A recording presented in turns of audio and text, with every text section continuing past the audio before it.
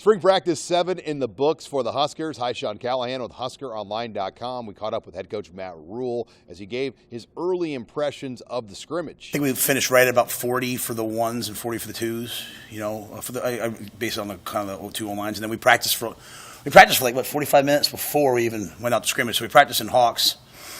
You guys have seen how we do the ball security circuit, warm-up, stretch, individual, special teams. We had a couple hundred, 300-400 high school coaches here. So individual, special teams, 1-on-1, 7-on-7, and then kind of took a little halftime and went over the scrimmage. And we probably got close to 90 plays, maybe 85, 90 plays. So quarterbacks were live. We tackled quarterbacks today and got a lot of good work in. Looked like we came out of it pretty healthy too, which is always important. Any takeaways that you could share, anything striking?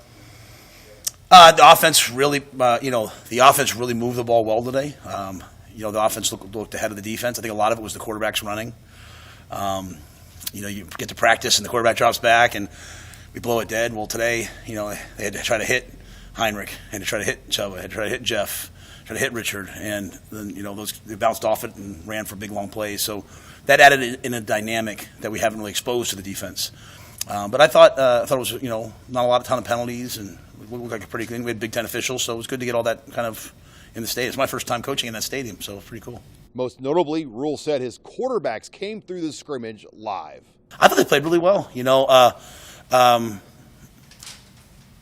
all bring something different to the table. So, I think we probably turned the ball over twice. So some things we have to correct. But we got a lot of good situations. We got third down, we got 2 minute. We got red zone, and I thought for the most part they played really well. And again, that added dynamic that they bring, some of the guys bring of being able to run.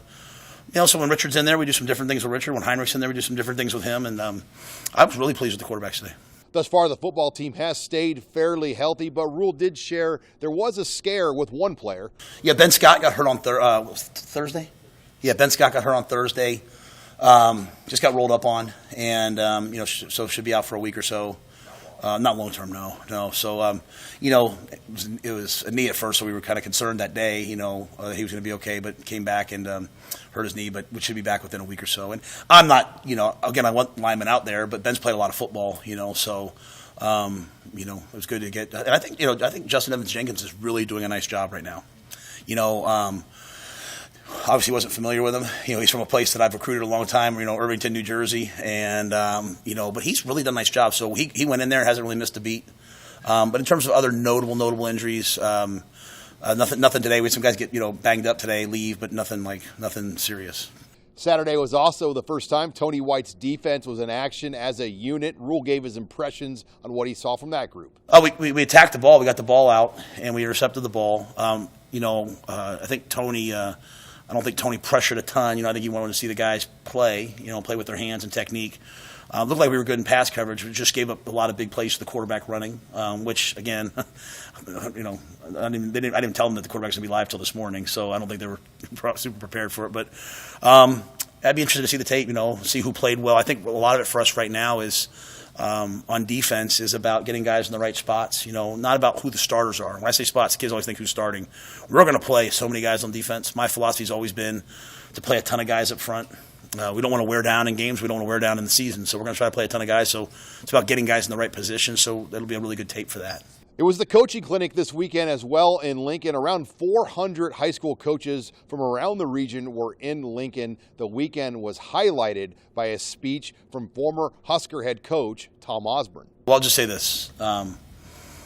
Coach Osborne speaking last night was humbling. A, that he would do it, okay? And B, how detailed and meticulous he was. At 86 years old, I mean, it was gold. It was absolute gold. I took notes, we wrote it down, and really a lot of things that challenged me. And I think you'd find a lot of I think most of the coaches probably felt that way. Coach was bragging that it's the first time he ever made a PowerPoint. So, and I got up there and just crushed it, absolutely crushed it. So I was really grateful to him and really grateful to the coaches. This week we want to be a place that people come to. We want to be a destination people come to come talk about football. So we're 100% open. I tell every high school coach, you want to come to practice, you come anytime you want. So, but we also wanted to have a really good clinic. I think it's really important. I hired some people that the coaches maybe aren't familiar with. And so to sit there and listen to Terrence Knighton, Garrett McGuire Clinic, and the level of detail and knowledge, I think that helps our program. And we had coaches from Texas. This week we had coaches from Albany, New York. We had obviously coaches from Nebraska, from the Dakotas. So people came from a long way. So to get close to 400 people here for our first clinic's great, and it'll just continue to grow. And speaking of former Husker head coaches, Frank Solich will be back in Lincoln for the spring game. And Rule gave some thoughts just on Solich and what he meant to Nebraska. Oh, I'm so excited. Coach Solich, when I was the offensive coordinator way back when at Temple University, he was the head coach at Ohio. And he's quick to remind me that every time when we went out there, we played him for the championship. He beat us.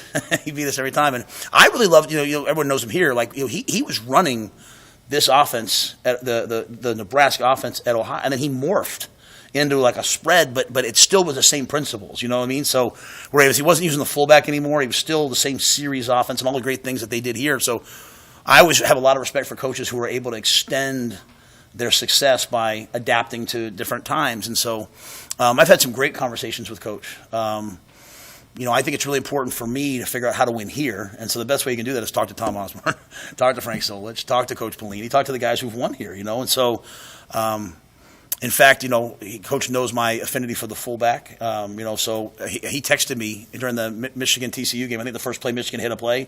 And all of a sudden I got a text from Coach Solich. He's like, see, I told you the fullback is there's still a place for the fullback.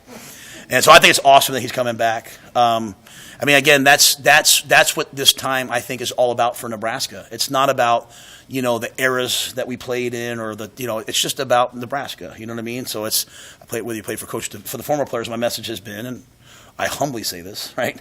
But whether you played for Coach Devaney, whether you played for Coach Osborne, whether you played for Coach Callahan, whether you played for Coach Pelini, whether you played for Coach Riley, played for Coach Frost, or now play for Matt Rule, you played for Nebraska too.